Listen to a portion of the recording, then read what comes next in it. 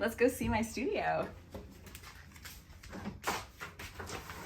This used to be one of the former inhabitants of this house's bedrooms. Can't imagine this being my bedroom, but yeah, it's a nice little space. I enjoy being here.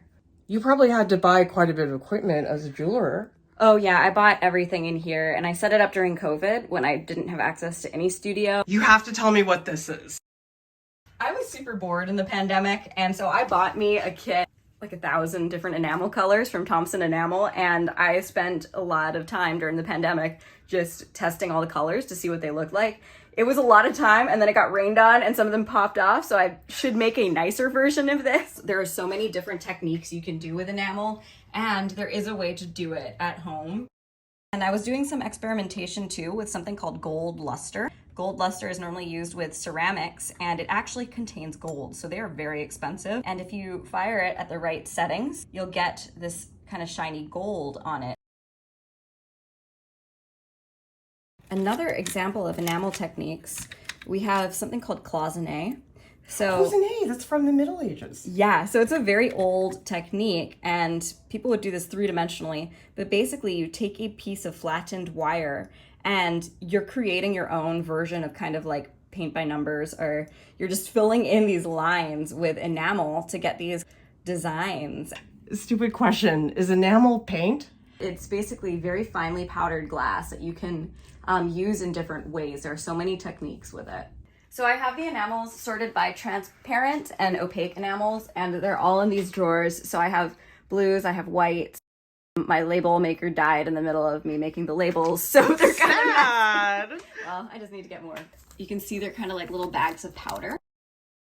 And so you can use these, you can sift them onto things, you can wet pack them. You can take this a step further too, because all of these are clear on metal backings, but if we take away the backing, then you actually get some really beautiful pieces of jewelry too, where you can kind of see through and the light will shine behind it. And it actually fuses to certain types of metal. So enamel will fuse with silver, it'll fuse with copper, and it will fuse with gold. This one was inspired by the Islamic geometric patterns that were at Shangri-La or Doris Duke, which is this beautiful Islamic museum in Hawaii. And we were supposed to create pieces inspired by the museum, so I thought I would incorporate that geometry. Are these the CAD renderings for the enamel? I made these on Illustrator, and so I printed these out. I glued them onto a piece of metal and then I could cut it out. The cutting took forever. And then you can glue it using rubber cement. That part is simple. Cutting it out, people would love to make things that are super intricate, but these tiny, tiny holes are so hard. So the process of it is you drill holes in all the negative space and you feed a tiny saw blade through it and then you saw it out. This one still has backings. It's kind of janky. It doesn't look nice and pretty. Whereas like this is a more finished one that I had to show students. So you can see a lot of the light shining through. My enamel is actually kind of bubbly and dirty, which is not a great thing. So I've got to do some more experimentation and making sure I keep it clean. These were made with copper, and so sometimes it can happen because it produces like a lot more oxidation.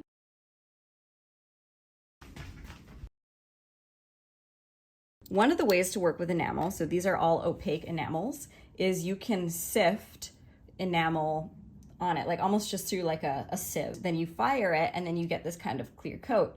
This one is fully fired, whereas this one is sugar coated. So it started to fuse, but not fully. So I actually love it because you get this super fun texture. This little moss or grass sample setting that I made. Looks like a golf course. It does.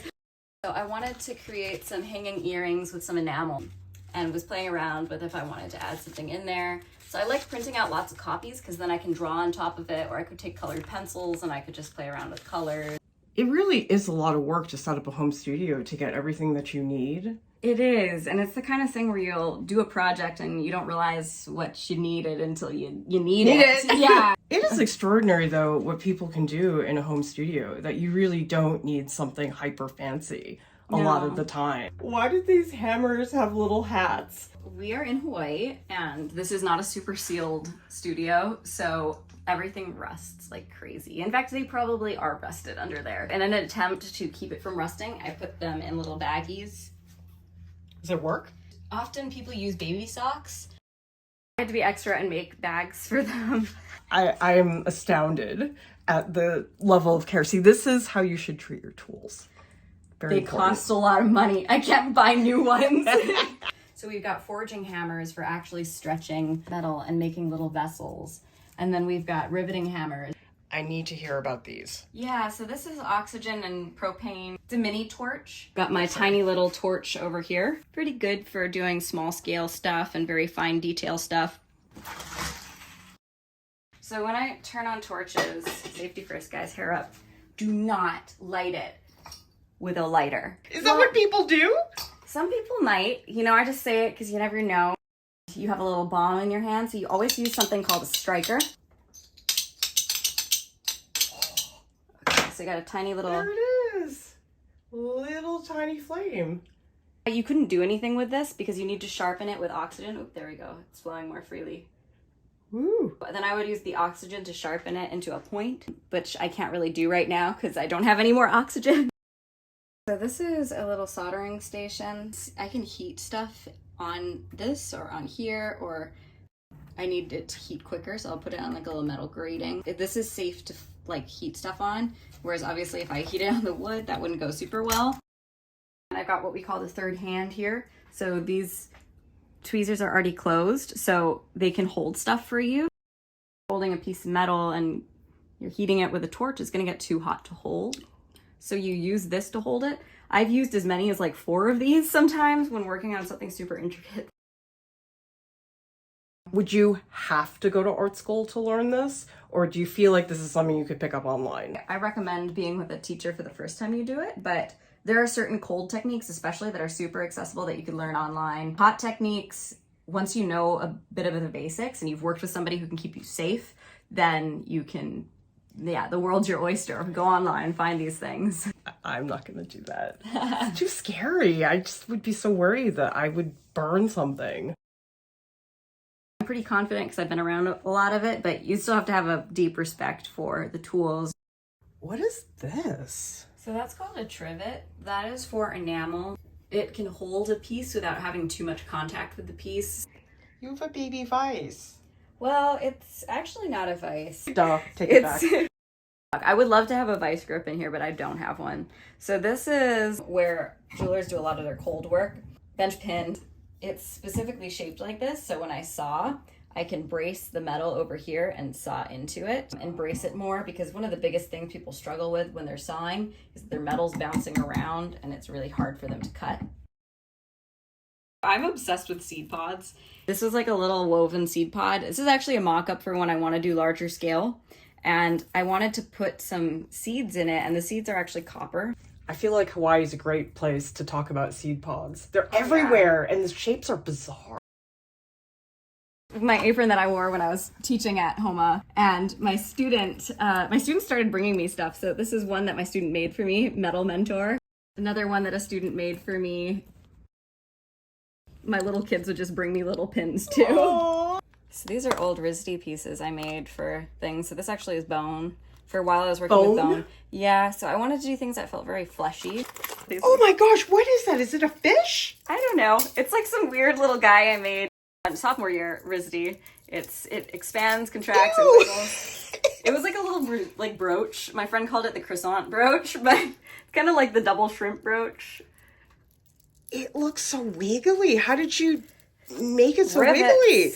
If you look at it a bit more closely, you'll see that it expands and contracts because it has like this little kind of mechanical thing where these can slide up. But then these also allow it to pivot somewhat. So that's how you get this kind of like wiggle in it. These are from like RISD.